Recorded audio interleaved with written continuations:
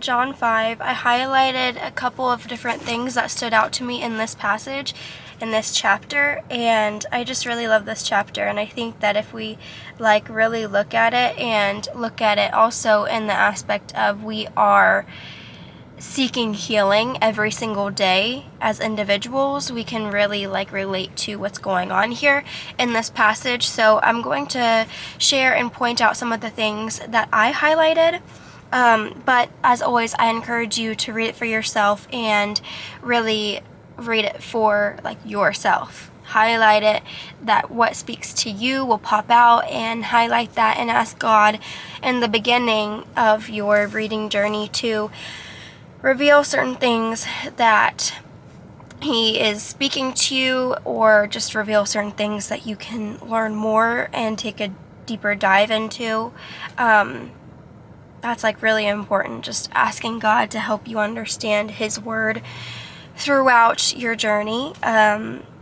So we read about this man who is seeking healing, and he kind of gives excuses as to why he hasn't been able to get to the center of this healing pool. Because if you go to the center, when in the beginning times, when there was commotion in the center, it meant that an angel was descending onto it, and there was healing powers in that healing pool, and whoever got to the pool the first would ultimately get healing.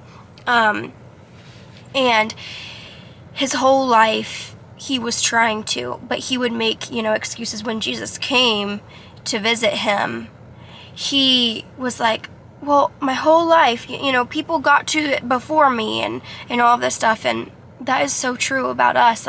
We look at other people's healing and we think, oh my gosh, healing just came so easily to them, and why am I still stuck in this place? Why does it feel like I'm paralyzed in my suffering? And I know I have felt like that. I have felt so victim to either my past or what's been haunting me, what's been chasing me. That's what Wading in the Waters is all about, is moving from the enemy, moving from what is chasing you, and completely using the blood of Jesus, the healing powers of Jesus's blood, and the powers of the water, wading in the waters, to wash those footprints away on the sand, and have the enemy not be able to trace you no longer, because you are fleeing from him every single day, every single moment.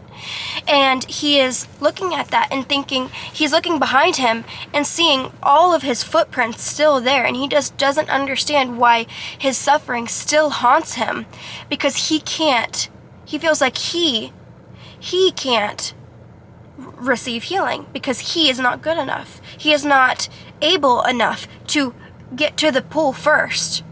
And that's true. He can't. And so Jesus, a lot of people say, why, don't be like that man. He gave excuses. Don't give excuses. Well, it wasn't like he was trying to give excuses, because if you put yourself in his position, he spent his whole life trying to get healing.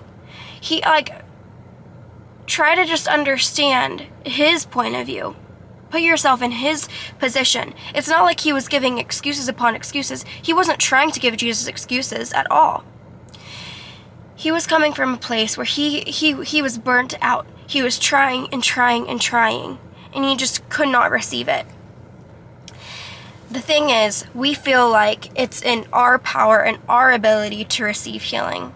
But Jesus comes and he's like, no, pick up your mat and walk out of here, walk out of your suffering.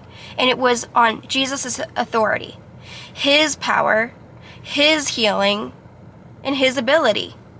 It was not our ability that brought us to healing. It was strictly Jesus alone. And throughout the passage, we see